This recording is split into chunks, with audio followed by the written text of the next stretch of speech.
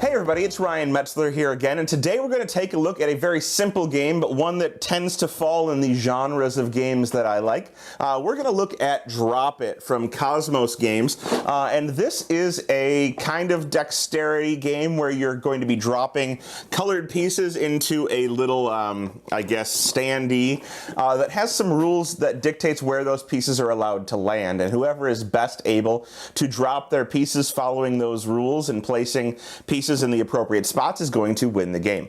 So real quick, why don't we check out what's inside of this box? We'll see how the game plays, and we'll come back at the end and get my opinions on Drop It. So here you can see Drop It. Now this is a very, very simple game. There's not a whole lot to it, but I think the simplicity is what makes it awesome. So I guess spoiler there, I like the game. What you're going to do in this game is each player is going to have a set of pieces, or you can have teams where each team has 2 sets of pieces, however you'd like to break it down.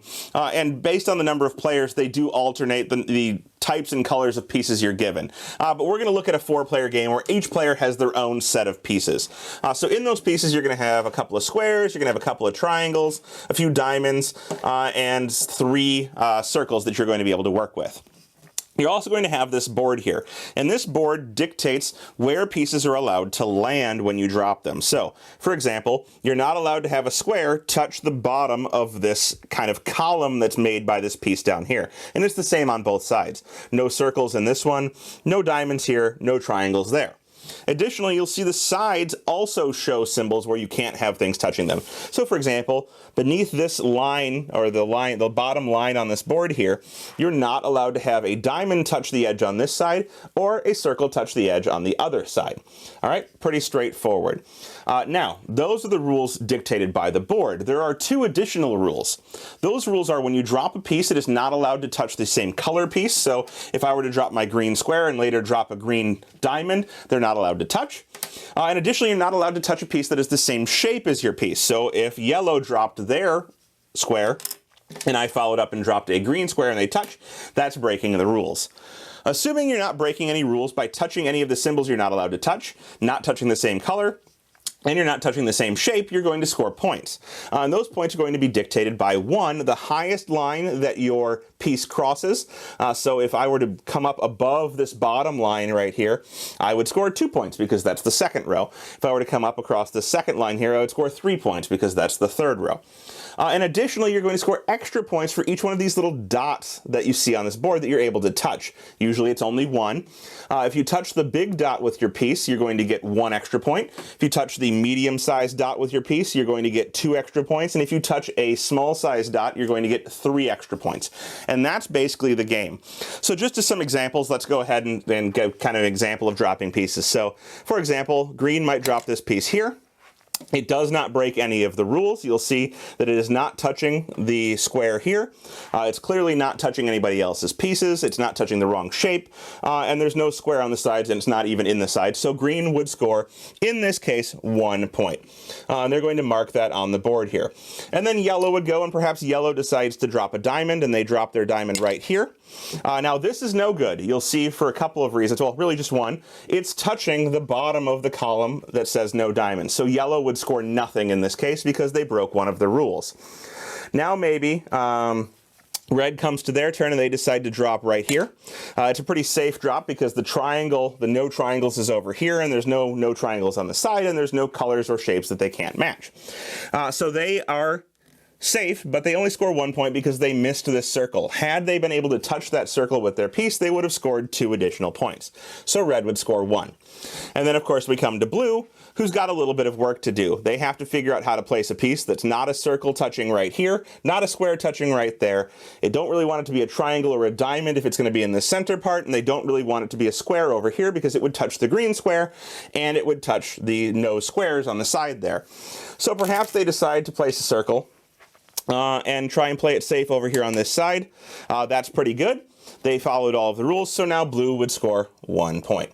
And you get the idea, and you keep playing around the table in this manner until everybody has played all of their pieces. And whoever ends up with the most points will be the winner.